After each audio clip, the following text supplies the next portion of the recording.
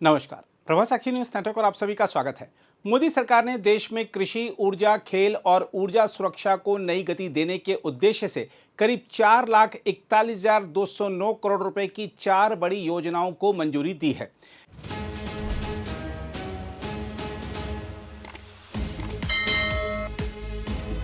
केंद्रीय मंत्रिमंडल की बैठक में प्रधानमंत्री किसान सम्मान निधि यानी पीएम किसान, प्रधानमंत्री सूर्य सरोवर योजना, खेलो इंडिया और राष्ट्रीय खेल महासंघ सहायता योजना तथा समुद्र मंथन राष्ट्रीय अपतटीय अन्वेषण योजना को स्वीकृति दी गई।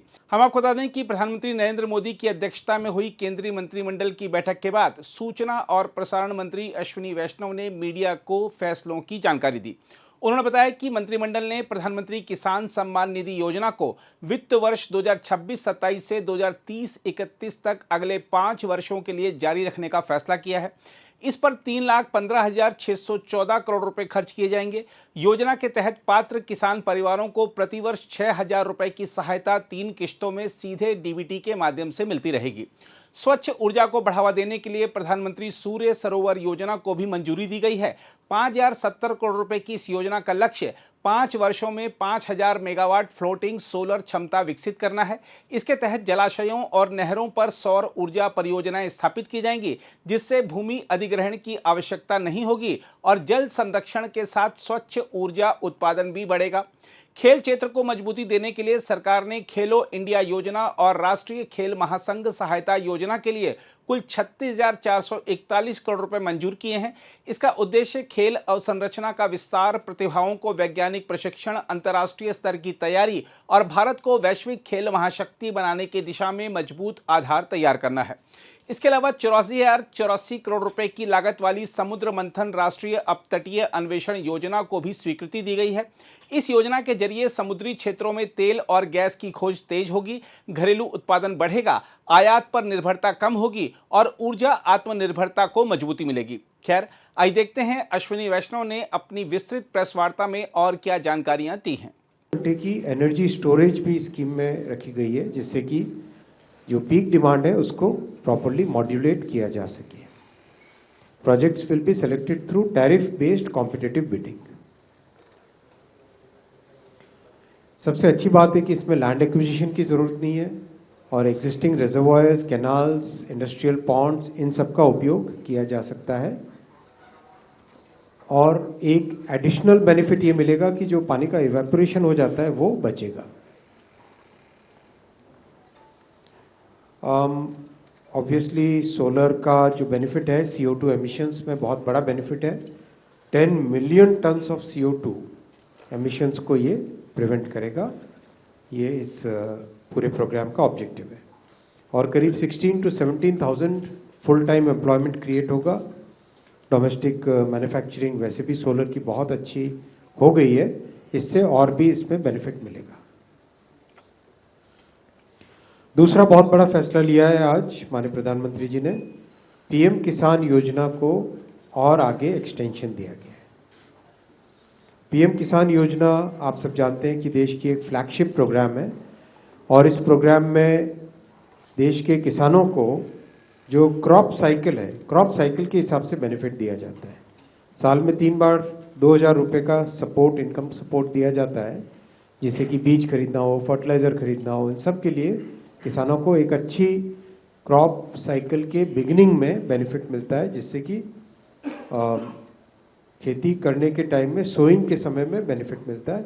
खरीफ सोइंग में, खरीफ हार्वेस्ट, रबी की प्रिपरेशन में और अभी के हार्वेस्ट के समय।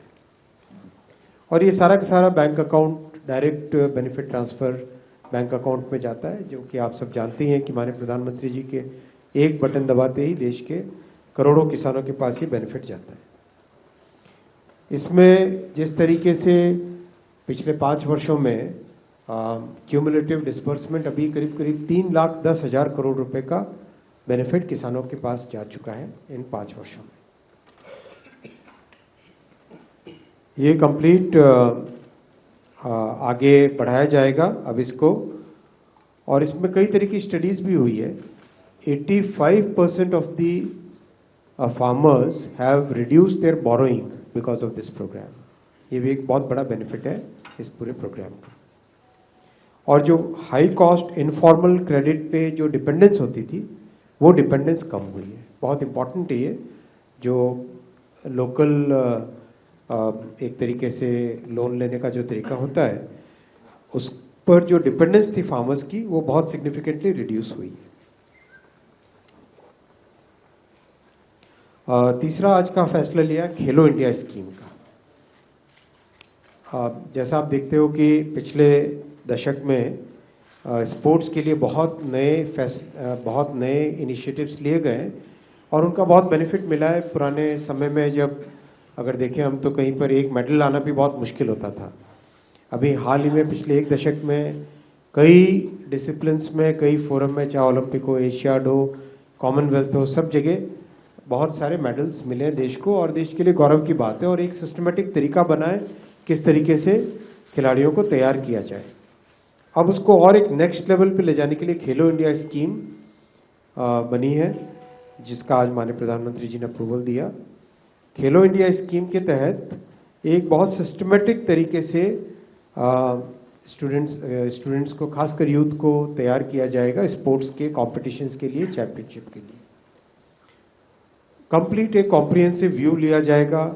स्टेडियम हो, इंफ्रास्ट्रक्चर हो, ट्रेनिंग का प्रोग्राम हो, न्यूट्रिशन प्रोग्राम हो, मेंटोरशिप हो, उन सब के ऊपर एक बहुत केयरफुली क्राफ्टेड प्रोग्राम बनाया गया है। 29,000 करोड़ रुपीस की ये स्कीम है 5 इयर्स के लिए और ये सीधा वीव इन करेगी ओलंपिक, पैरा ओलंपिक और आगे कॉमनवेल्थ गेम्स को होस्ट करने वाले हैं 2030 में भारत में, उन सब के साथ ये वीव इन करेगी। अब तक जितना सपोर्ट मिलता है उससे 10 गुना ज्यादा एथलीट्स को सपोर्ट इस प्रोग्राम के तहत मिलेगा और सिस्टमैटिक टैलेंट आइडेंटिफिकेशन और टैलेंट के डेवलपमेंट का कंप्लीट एक प्रोग्राम इसके तहत बनाया जाएगा।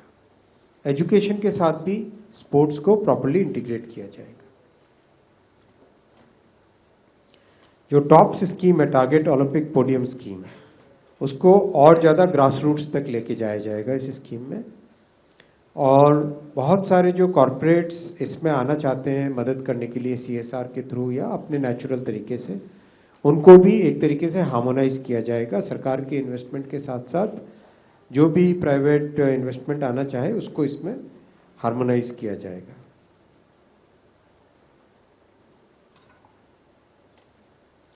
स्कीम के बहुत सारे एलिमेंट्स हैं, आपके सामने हैं और ओवरऑल एक चैंपियनशिप को नर्चर करने का, फिटनेस के कल्चर को स्ट्रेंथन करने का ये प्रोग्राम है।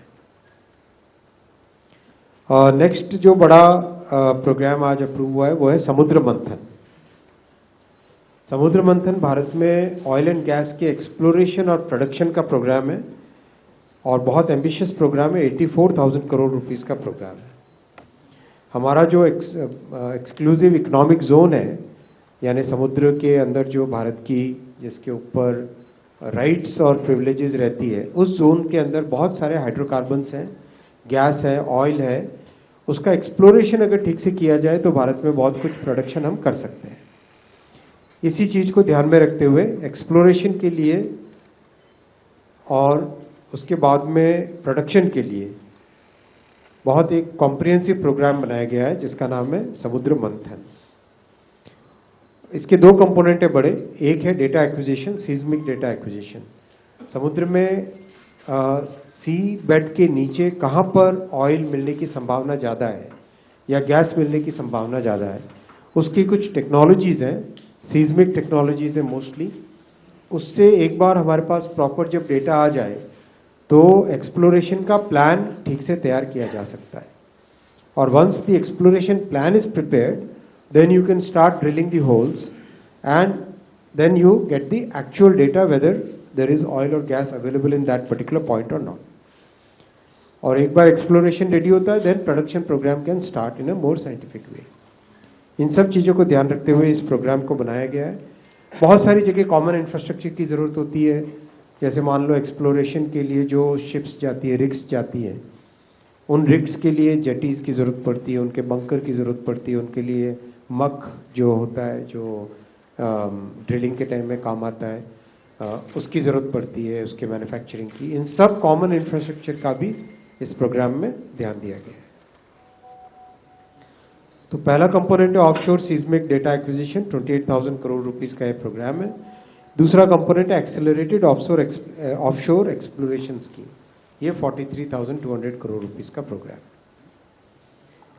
दोनों में जैसा आपको समझाया, एक तरीके से एक बहुत ही कॉम्प्रिहेंसिव तरीके से भारत का जो पोटेंशियल है देश का, उस पोटेंशियल को इसमें यूटिलाइज करने का पूरा प्लानिंग है।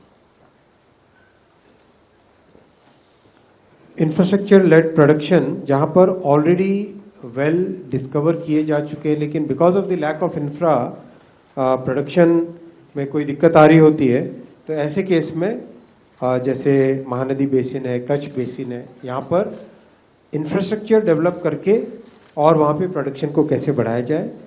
और जो चौथा है oil and gas manufacturing and services zones, एक बार रॉ क्रूड ऑयल आता है, उसके बाद में उसको प्रोसेसिंग के लिए, या गैस आती है उसको आगे प्रोसेसिंग करके किस तरह से आगे उसको मैन्युफैक्चर प्रोडक्ट में डेवलप कन्वर्ट करें, वो यहाँ पर लिया गया है। भारत में जितनी ऑयल और गैस की डिमांड बढ़ रही है, उसके हिसाब से ये स्कीम और ये प्रोग्राम बहुत बड़ा एक गेम चेंजर होगा और नया माइलस्टोन होगा भारत की। बहुत सारा फॉरेन एक्सचेंज इससे बचेगा। फॉरेन एक्सचेंज बचाने के लिए दो तरीके उपाय किए जा रहे हैं, आप सब जानते हैं। पहला, अपना खुद का ऑयल एंड गैस का प्रोडक्शन बढ़ाना। दूसरा, देश के ट्रांसपोर्टेशन को बहुत मेजरली इलेक्ट्रिफिकेशन की तरफ ले जाना। रेलवे का जैसे 99.6% ब्रॉड गेज नेटवर्क इलेक्ट्रीफाई हो गया है, तो उससे बहुत सारा ऑयल या डीजल का कंजप्शन बचा है। वैसे ही हाईवे में, रोड सेक्टर में बहुत इलेक्ट्रिक व्हीकल्स तेजी से आगे बढ़ रहे हैं, तो उससे भी ऑयल एंड गैस का इसमें कंजप्शन कम होता है।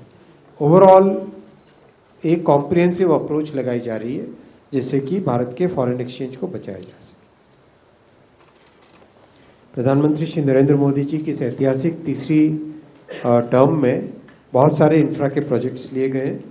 Railway, highway, metro, airports, sea ports, ropeways, hydro projects, industrial cities, PM आवास योजना, जल जीवन मिशन, कोल गैसिफिकेशन, सूर्य सरोवर आज इसी कड़ी में जुड़ी, और electronics component manufacturing, semiconductor 2.0, mobile phone manufacturing scheme. Overall 28 lakh crore रुपए से ज़्यादा के फैसले लिए गए, जिसका बेनिफिट देश को लगातार मिलेगा और विशेषकर जो मिडिल क्लास फैमिलीज हैं, लो इनकम फैमिलीज हैं, उनको मैक्सिमम बेनिफिट मिलेगा, क्योंकि इससे ईज ऑफ लिविंग आती है बेटर इंफ्रा से, और कई नई इकोनॉमिक अपॉर्चुनिटीज बनती है। अगर आप भी लेना चाहते हैं देश दुनिया की तमाम जानकारी, तो आज ही सब्सक्राइब करें हमारे चैनल को। साथ ही नीचे दिए बेल आइकन को जरूर दबाएं ताकि हर अपडेट आप तक पहुंच सके।